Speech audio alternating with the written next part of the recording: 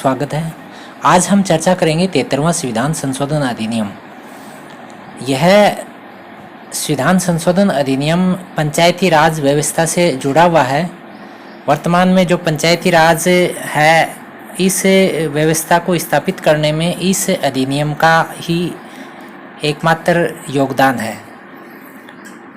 इस वीडियो के अंदर हम इसकी मुख्य बातें कौन कौन सी हैं उन पे चर्चा करेंगे। उसके अलावा एक बहुत महत्वपूर्ण बात इसमें करेंगे, जो पंचायतों को काम दिए गए हैं, यानी पंचायतों के कौन कौन से 29 कार्य हैं, उन कार्यों की चर्चा करेंगे। यह वीडियो कक्षा 12 के स्टूडेंट्स के साथ साथ जो प्रतियोगी परीक्षाओं की तैयारी में संलग्न स्टूडेंट हैं उनके लिए भी उपयोगी है। उसके अलावा जो स्थानीय राजनीति में रुचि रखने वाले जनप्रतिनिधि और आम जो जनता है उनके लिए भी बहुत महत्वपूर्ण है, क्योंकि 29 विषय जो हैं ये राजनेताओं के भी याद रहने ज़रूरी हैं और जनता के भी याद रहने ज़रूरी हैं, इसीलिए ये सब के लिए महत्वपूर्ण है। तो मेरा आपसे निवेदन रहेगा, वीडियो प्रारंभ करूं उससे पहले, कि आप इस वीडियो को अधिक से अधिक लोगों तक भेजें और चैनल को सब्सक्राइब जरूर कर लें। हम आगामी समय में इन सभी कार्यों का विस्तार पूर्वक एक वीडियो प्रस्तुत करेंगे जिसमें इन सभी की बारीकियां बताई जाएंगी। तो चलिए हम प्रारंभ करते हैं। आज का टॉपिक 73वां संविधान संशोधन। इसकी पृष्ठभूमि समझ लेते हैं पहले। स्वतंत्रता के पश्चात 1957 में बलवंत राय मेहता समिति का गठन हुआ था। ध्यान रखना, ये कई बार पूछा जाता है। जो समिति थी इसका नाम था बलवंत राय मेहता समिति। 1957 में गठित हुई थी ये समिति, और इसने जो सिफारिश की थी वो ये की थी, पूरे देश में त्रिस्तरीय पंचायती राज व्यवस्था लागू की जाए। और इस व्यवस्था को लागू करने के लिए सबसे पहला जो प्रोग्राम हुआ वो राजस्थान में हुआ, और ये 2 अक्टूबर 1959 को, 2 अक्टूबर गांधी जयंती के दिन 1959 को नागौर जिले में प्रधानमंत्री पंडित जवाहरलाल नेहरू थे, उन्होंने यहाँ पर इसका इनॉग्रेशन किया था। तो ये बहुत अच्छा प्रश्न है। बहुत बार पूछा जाता है कि पंचायती राज व्यवस्था सबसे पहले कौन से राज्य में स्थापित हुई, वो राजस्थान में है। और ये कब हुई? 2 अक्टूबर 1959, और ये कहाँ हुई? नागौर में। ठीक है, ये प्रश्न एक बार 2018 सप्लीमेंट्री परीक्षा में भी पूछा गया था। तो यह व्यवस्था जो है राजस्थान में स्थापित होने के बाद में धीरे धीरे संपूर्ण देश के राज्यों के अंदर स्थापित हो चुकी है आज के समय में। 1960 के दशक में पंचायती राज को देश के विभिन्न राज्यों में अपनाया, किंतु राज्यों द्वारा गठित इस संस्थाओं के स्तरों की संख्या, उनका कार्यकाल, निर्वाचन के तरीके आदि में समानता नहीं थी। राजस्थान में मेहता समिति के द्वारा सुझाई गई त्रिस्तरीय स्वरूप को ही अपनाया गया। ध्यान देना, यानी जो मेहता ने त्रिस्तरीय व्यवस्था बताई थी पूरे देश के लिए, उसको हमारे यहाँ राजस्थान की पंचायती राज व्यवस्था में हूबहू स्वीकार किया गया है। बाकी अन्य जो राज्य हैं उनके अंदर अलग अलग प्रारूप हैं, द्विस्तरीय ज़्यादा प्रारूप चलते हैं, लेकिन हमारे यहाँ का जो प्रारूप है, जो हूबहू उस समिति का प्रारूप था, वैसा ही चल रहा है। आगे हम देखते हैं, जो ये होने के बाद में बहुत दिन तक जो रियल में जो काम होना चाहिए था वो काम नहीं हुआ। पंचायतों को जो पावर देनी चाहिए थी वो नहीं मिल पाई, और उसके लिए संविधान के अनुच्छेद 40 ये नीति निर्देशक तत्वों का भाग है, इसके अंदर भी चर्चा की गई कि ग्राम पंचायतों को सशक्त किया जाए, उनको स्वायत्तता प्रदान की जाए। ये अनुच्छेद 40 में इसका जिक्र है। जो हमने नीति निर्देशक तत्व पढ़ाए थे उसके अंदर आप इसको देख लेना विस्तार पूर्वक। तो मेन समस्या ये थी कि वो जो समिति की रिपोर्ट आई उसके बाद में 1959 से राजस्थान में लागू भी हो गया, और 1960 के दशक में अधिकतर राज्यों ने इसको अपना भी लिया, लेकिन फिर भी एक कानूनन रूप से एक वैधता मिल जाए पंचायती राज व्यवस्था को, ऐसा नहीं हो पाया था। तो इसके लिए 73वां संविधान संशोधन अधिनियम रखा गया। अब इसको समझते हैं क्या है। यह 1992 में तो संसद में पारित करके, और 24 अप्रैल 1993 से प्रभावी हो पाया ये। यानी कौन सी तारीख है इसके प्रभावी होने की? 24 अप्रैल 1993 से प्रभावी हुआ। यहाँ पर एक चीज़ और याद रखना, इस अधिनियम के लिए जो संयुक्त प्रवर समिति बनाई थी आपके, उसके अध्यक्ष थे वो राजस्थान के सांसद थे श्री नाथूराम मिर्धा, ये नागौर से थे। और ये इस जो भी अधिनियम तैयार होता है उसको दोनों सदनों में रखा जाता है और वहाँ पर इसके टेक्निकल इश्यू को समझने के लिए एक परवर समिति बनाई जाती है। तो ये जो संयुक्त परवर समिति थी, इस समिति के अध्यक्ष थे नाथूराम मिर्धा, ये याद रखना आप। अच्छा, इसके बाद में 24 अप्रैल को पंचायती राज दिवस, ये जो 24 अप्रैल 1993 से लागू होने के कारण 24 अप्रैल को पंचायती राज दिवस मनाया जाता है। ये बहुत अच्छा प्रश्न है और इसको स्थानीय स्तर पर बहुत ही धूमधाम से मनाया भी जाता है। अब हम समझते हैं इसकी मुख्य विशेषताएं। ये 2018 की मुख्य परीक्षा में आया था, बोर्ड परीक्षा में। इसमें समझते हैं त्रिस्तरीय व्यवस्था कैसी है। इसके अंदर जो त्रिस्तरीय व्यवस्था दिखाई गई है, ये जो इस चार्ट के द्वारा समझते हैं, जैसे स्तर इसके दिखाए गए हैं। ग्राम स्तर, ब्लॉक स्तर, जिला स्तर है। फिर ग्राम स्तर में ग्राम पंचायत होगी, ब्लॉक स्तर पे पंचायत समिति और जिला स्तर पर जिला परिषद। और इनके जो पदाधिकारी होंगे, ग्राम स्तर पर सरपंच होगा और ब्लॉक स्तर पर प्रधान होगा, जिला स्तर पर जिला प्रमुख होगा। ठीक है, तो ये आप ध्यान रखना। और बाकी आप इनसे डायरेक्ट संपर्क में भी रहते हैं, इसीलिए सभी को ये जो चीज़ है ये जटिल लगती नहीं है, समझ की चीज़ है ये। अच्छा, अब हम समझते हैं इनके अन्य जो इश्यू हैं। सबसे पहली बात, इनका निर्वाचन प्रत्यक्ष होता है।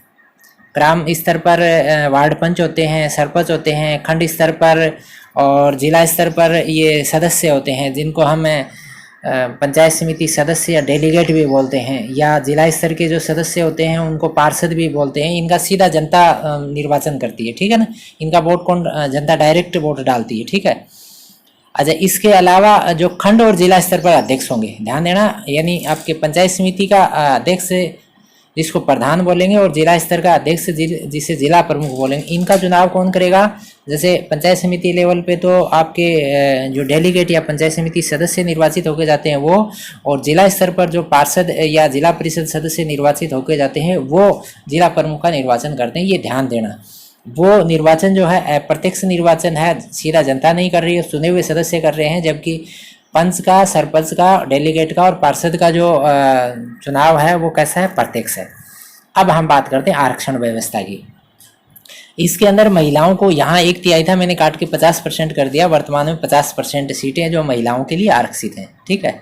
और उसके अलावा SC ST यानी SC और अनुसूचित जाति और जनजाति के लिए आरक्षण कैसे होगा, जनसंख्या के अनुपात में आरक्षण होगा, ठीक है ना। यानी जिन पंचायतों में इन जातियों की जनसंख्या जो है वो एक निश्चित मानदंड से अधिक है, तो वहाँ पर इनको रिजर्वेशन जो है इन संबंधित सीटों के लिए उपलब्ध होता है। आज इसके अलावा OBC को भी आरक्षण जो है वो भी उनकी जनसंख्या के अकॉर्डिंग उनको दिया जाता है। इसके बाद में इनका कार्यकाल निश्चित होता है और ये कार्यकाल 5 साल का होता है। ध्यान रखना, पंचायती राज की सभी संस्थाओं का सभी स्तरों के लिए 5 साल का कार्यकाल होगा। और ये भी सुनिश्चित होता है, अगर ये विघटित हो भी जाती हैं, समय पूरा होने से पहले अगर इनका विघटन हो जाएगा तो ये एक प्रावधान है कि 6 महीने की अवधि में जो है इनके इलेक्शन करवाने होंगे, संबंधित पद के या संपूर्ण जो संस्था है वो विघटित हो गई तो उसका। फिर आता है राज्य निर्वाचन आयोग। ध्यान देना, state election commission, SEC, state election commission, ये क्या करता है, इनके चुनावों को संपादित करवाता है। यानी पंचायती राज संस्थाओं के जो चुनाव होते हैं उनके लिए कौन सी संस्था होती है, निर्वाचन आयोग। ध्यान देना, MLA और MP के चुनाव के लिए कौन सी संस्था होती है, चुनाव आयोग, ठीक है। वहां होता है चुनाव आयोग और यहाँ कौन सा है, निर्वाचन आयोग। ये दोनों में डिफरेंस है, याद रखना। और इसका एक अध्यक्ष होता है, उस अध्यक्ष को बोलेंगे राज्य निर्वाचन अधिकारी, ठीक है। इसकी नियुक्ति कौन करेगा, राज्यपाल करता है। और इसके लिए स्पेशल प्रावधान हैं और इन प्रावधानों के तहत ये नियुक्त होता है। एक निश्चित अवधि के लिए निश्चित सेवा शर्तें होती हैं। इनको पद में रहते हुए हटाने की जो प्रक्रिया है वैसी है जैसे कि हाई कोर्ट के जज को हटाने की प्रक्रिया है। तो यानी इसको हटाना जो है बड़ा जटिल होता है सरकार के लिए। इसके बाद में आता है राज्य वित्त आयोग, ठीक है, स्टेट फाइनेंस कमीशन, SFC। ये बहुत जगह लिखा रहता है, आप देखते होंगे कहीं काम होता है कि ये कौन सी योजना के तहत काम हुआ है, SFC, स्टेट फाइनेंस कमीशन। ठीक है, ये है राज्य वित्त आयोग। यहाँ पर क्लियर किया गया है, ये 73वें संविधान संशोधन में साफ कहा गया था कि पंचायती राज संस्थाओं की वित्तीय स्थिति की समीक्षा के लिए प्रत्येक 5 वर्ष पश्चात वित्त आयोग का गठन होगा। यानी हर 5 साल के बाद में वित्त आयोग का गठन किया जाएगा। ठीक है, और वो जो वित्त आयोग है वो इनके लिए है, सभी तरह की फंडिंग जो है वो उपलब्ध कराएगा, धन का वितरण है, आय के स्रोतों की समीक्षा करेगा, ये सारी चीज़ें हैं जो राज्य सरकार द्वारा प्राप्त अनुदान, कर, चुंगी, इन सब के बारे में अनुशंसा ये करता है कि पंचायतों के लिए सभी तरह के जो वित्तीय प्रावधान हैं उनके बारे में अनुशंसा जो है इसी की होती है और इसी के तहत बजट प्राप्त होता है। वर्तमान में जो राजस्थान की बात करें तो राजस्थान में चौथा वित्त आयोग जो है अभी रनिंग में है। ठीक है, तो इसका जो इसकी चेयरपर्सन है वो ज्योति किरण है, ये भी ध्यान रख लेना आप। वैसे यहाँ पर इतनी ज़्यादा हम सामान्य ज्ञान की इसके अंदर चर्चा नहीं कर रहे हैं, वैसे आप याद रखना चाहें तो इसकी जो चेयरपर्सन है वो ज्योति किरण है। अच्छा, इसके बाद में ऑडिटिंग की बात करें तो राज्य सरकार द्वारा इन संस्थाओं के लेखों का समय समय पर परीक्षण और जांच, ऑडिट होती रहती है पंचायतों के काम की, तो ये समय समय पर होता रहता है, प्रति वर्ष, प्रति 2 वर्ष के पश्चात या 3 वर्ष, जैसी भी वहाँ के संसाधन हैं।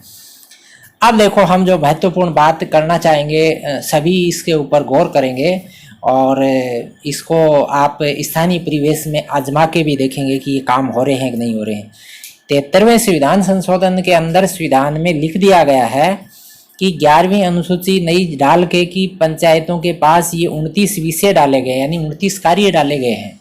ठीक है, ध्यान देना, यहाँ पर जो चीज़ याद रखने की है वो कौन सी है। एक तो 11वीं अनुसूची नई जुड़ी, कई बार ये प्रश्न आता है 11वीं अनुसूची किससे संबंधित है, तो यहाँ ध्यान देना ये पंचायती राज व्यवस्था के कार्यों की सूची है। दूसरा ये भी ध्यान रखना कि ये 73वें संविधान संशोधन के द्वारा 11वीं अनुसूची भी डली है, ये मूल संविधान में नहीं थी 11वीं अनुसूची।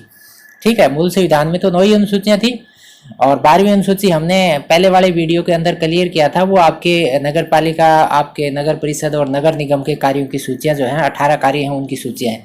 तो अब हम देखते हैं ये जो 29 कार्य कौन कौन से हैं पंचायतों के। ठीक है, ये आप ध्यान रखना, बहुत महत्वपूर्ण चीज़ है।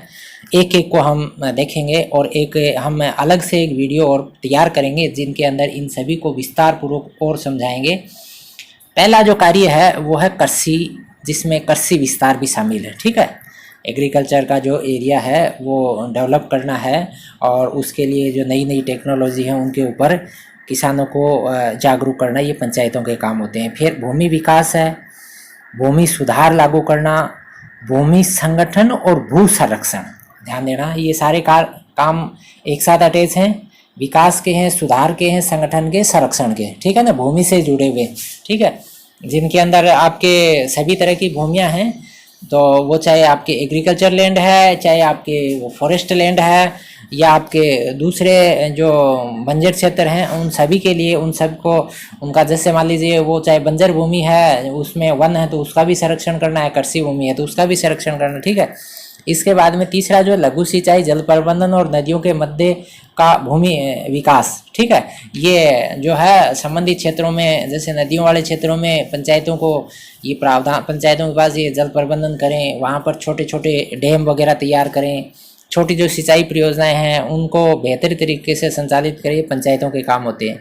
इसके अलावा पशुपालन है, दुग्ध का व्यवसाय और मुर्गी पालन। ठीक है नहीं, ये जो है संबंधित ग्राम पंचायत में स्थापित हों और उन लोगों को नई नई जो टेक्नोलॉजी, नई नई जो उसके बारे में, उस व्यवसाय को बेहतर करने की जो तकनीकियाँ हैं उनको समझाएं, ये पंचायतों के दायित्व होते हैं। फिर मछली पालन है, ये संबंधित क्षेत्र जहाँ पर बड़े बड़े बांध हैं या नदियां हैं उन क्षेत्र, या जहां पर समुद्र किनारे है उन क्षेत्रों में ये व्यवस्था जो है करवाते हैं। और राजस्थान में भी बहुत बड़े बड़े डैम ऐसे हैं जिनके अंदर ग्राम पंचायतें मछली पालन के लिए लोगों को आगे लाती हैं, उन डैम्स के अंदर मछली पालन का टेंडर करती हैं और बेहतरीन मछली पालन हो, ज़्यादा से ज़्यादा उनकी इनकम हो, उसके लिए वो नई नई योजनाएँ देते हैं। इसके बाद में छठा कार्य है वन्य जीवन और वनों में कृषि। ठीक है, यानी जो फॉरेस्ट एरिया है वहाँ पर भी क्या होता है कि एग्रीकल्चर को इम्प्रूव करना, यानी उसके पास में जो खेत हैं उन खेतों को बेहतर तरीके से उपजाऊ बनाया। इसके लिए क्या है, क्योंकि वहाँ पर जंगली जीवों का खेतों पर अटैक रहता है, तो ये पंचायतों का कार्य होता है कि वो किस तरह से उनको सेफ रखे।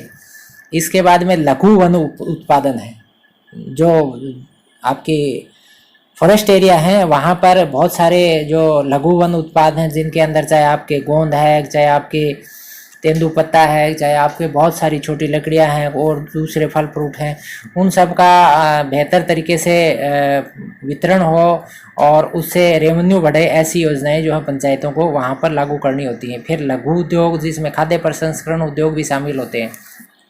क्षेत्रों के अंदर लघु उद्योग स्थापित हों, उनके लिए लोगों को जागरूक करना और योजनाओं का लाभ उनको दिलाना।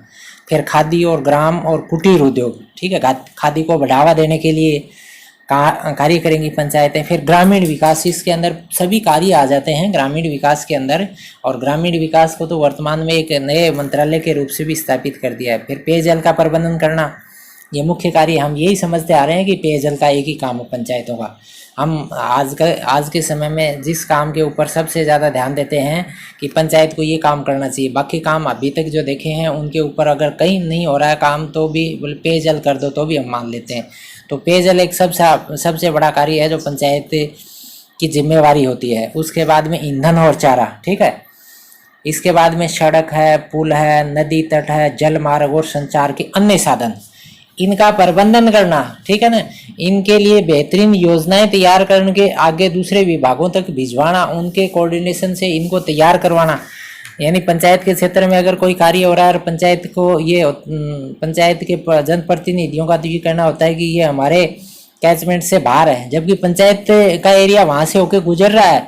वो पुल है, चाहे वो कोई भी कार्य है, सड़क है, वो जिस पंचायत से होके गुजर रही है, तो वहाँ पर उसका बेहतरीन निर्माण कार्य हो, ये तो उस पंचायत के प्रतिनिधियों का दायित्व होता है कि साहब अच्छी तरह से बनाइए इसको। तो ये चीज़ें जो हैं स्थानीय जनप्रतिनिधियों को इनके बारे में पूरी जानकारी नहीं हो पाई है। इसके बाद में 14वां कार्य ग्रामीण विद्युत और विद्युत विभाजन। ये विद्युत जो है ग्रामीण क्षेत्रों में सभी के घर तक विद्युत पहुँचे, इस तरह का प्रबंधन किया जाए। बहुत सारे ऐसे एरिया हैं जिनके अंदर अभी भी विद्युत की व्यवस्था नहीं हुई है, तो उनके लिए हो सकता है कि वो सौर पैनल लगवाएं या और कुछ करवाएं, या ये पंचायतों का दायित्व होता है। फिर गैर परंपरागत ऊर्जा स्रोत, ये आ गया उसके अंदर 14 और 15 दोनों अटैच हैं साथ में कार्य।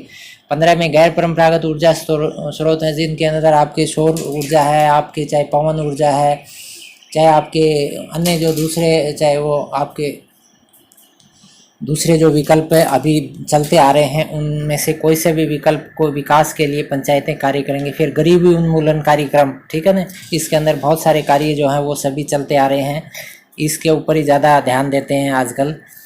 फिर शिक्षा, जिसके अंदर प्राथमिक और माध्यमिक शिक्षा के विद्यालय, जो गाँव के अंदर विद्यालय, कॉलेज इसमें नहीं आएंगे, प्राथमिक और माध्यमिक स्तर के जो विद्यालय हैं, इन विद्यालयों को बेहतरीन करना और इनके अंदर सभी तरह के संसाधन जो हैं वो डेवलप करवाना। इसके अलावा उनके अंदर अधिक से अधिक बच्चे और उनको अधिक से अधिक लाभ मिले, इसके लिए पंचायत को जागरूक रहना, ये सभी आएंगे। फिर तकनीकी प्रशिक्षण और व्यावसायिक शिक्षा, ये ध्यान देना, तकनीकी प्रशिक्षण जो संस्थाएं होती हैं और व्यावसायिक शिक्षा, वोकेशनल एजुकेशन, और जो तकनीकी प्रशिक्षण जिसके अंदर ITI वगैरह या आपके छोटे जो कार्य हैं वो छोटी कार्यशालाएं आयोजित करवा के पंचायत जो स्थानीय जो बेरोजगार युवा हैं, शिक्षित बेरोजगार हैं, उनको कुछ टेक्निकल नॉलेज देने के लिए समय समय पर कुछ योजनाएं ला के उनको ट्रेंड करें, ये सारे कार्य पंचायतों के। फिर प्रौढ़ और अनौपचारिक शिक्षा, इसको आजकल सतत शिक्षा के रूप से जाना जाता है, तो ये भी कार्य है कि जो वृद्ध लोग हैं उनको, या जो मुख्य धारा से अटैच नहीं हो पाए, उनको शिक्षा व्यवस्था करवाना। पुस्तकालय और वाचनालय संचालित करवाना, यानी गांव के लोगों को समय पर अखबार मिल जाए, एक ऐसी जगह जहां पर आके वो अखबार पढ़ लें, कुछ स्वयं नहीं भी खरीद पाते हैं तो वहां पढ़ लें, कुछ पुस्तकें पढ़ लें, वो ऐसी व्यवस्थाएं ग्राम पंचायत स्तर के ऊपर करवाई जाती हैं। ये पहले चलते भी थे, लेकिन आजकल ये राजस्थान के अंदर तो बहुत ही विकट स्थिति है। ये व्यवस्था जो है अब पता नहीं विभागों के सामंजस्य की कमी के कारण जो है ढुलमुल हो गई, या स्थानीय जनप्रतिनिधियों की लापरवाही के कारण ये ढुलमुल है, लेकिन वाचनालय की व्यवस्था का लाभ है कभी किसी को मिला ही नहीं अभी तक। फिर सांस्कृतिक गतिविधियाँ, सांस्कृतिक गतिविधियाँ जिसके अंदर सभी तरह की जो त्योहारों के ऊपर जो गतिविधियाँ हैं उनको संरक्षित करना, उनको और संवर्धित करना, ये सारे कार्य पंचायतों के पास आ जाएंगे। फिर मेले और बाज़ारों का आयोजन करवाना, हाट बाज़ार वगैरह लगवाना पंचायतों के अंदर, जो आपके छोटे जो फॉरेस्ट के लघु वन उत्पाद बोलें जिनको, या और कोई स्थानीय हैंडीक्राफ्ट की चीज़ों के बाज़ार लगवा लेते हैं। बहुत सारे बाज़ार ऐसे जो हैंडीक्राफ्ट के गांव हैं उनके अंदर पंचायतें लगवाती हैं, मेलों का आयोजन पंचायतें करवाती हैं। इसके बाद में 23वां कार्य स्वास्थ्य और इससे संबंधित सेवाएं, जिनके अंदर अस्पताल, प्राथमिक स्वास्थ्य केंद्र ये सब आ जाएंगे। डिस्पेंसरी, पीएचसी, प्राथमिक स्वास्थ्य केंद्र ये होते हैं, या आपके सब सेंटर आते हैं। ये सारी इनका बेहतरीन संचालन हो, उनके अंदर अधिकतर के अंदर जो है आपके मानवीय संसाधन भी हो। ऐसा नहीं कि हॉस्पिटल बना दिया उसके अंदर कोई डॉक्टर और पैरामेडिकल यानी नर्सेज वगैरह नहीं है, सिर्फ ढांचा ही खड़ा है। कई बार ऐसा होता है कि ढांचा है और स्टाफ है लेकिन उनके पास उपकरण नहीं है, बहुत बार समय पर उनके पास दवाइयाँ नहीं हैं। तो इनकी मॉनिटरिंग करना पंचायतों का दायित्व है और इनको बेहतर करने का भी दायित्व पंचायतों को। इसके बाद में 24वां कार्य है परिवार कल्याण। परिवार कल्याण के अंदर जो कार्य आएंगे उसके अंदर जो कार्य हैं उसके अंदर परिवारों को सभी नई जो जानकारियाँ देना, जिसके के साथ वो बेहतरीन स्वास्थ्य का लाभ, बेहतरीन शिक्षा का लाभ, उसके अलावा जनसंख्या नियंत्रण, ये सारी जो चीज़ें परिवार कल्याण के अंदर आ जाएंगी। ये योजनाएं उन तक पहुँचे। महिला और बाल विकास का कार्य, जो आंगनबाड़ी वगैरह संचालित होते हैं, इनके लिए कार्य करना।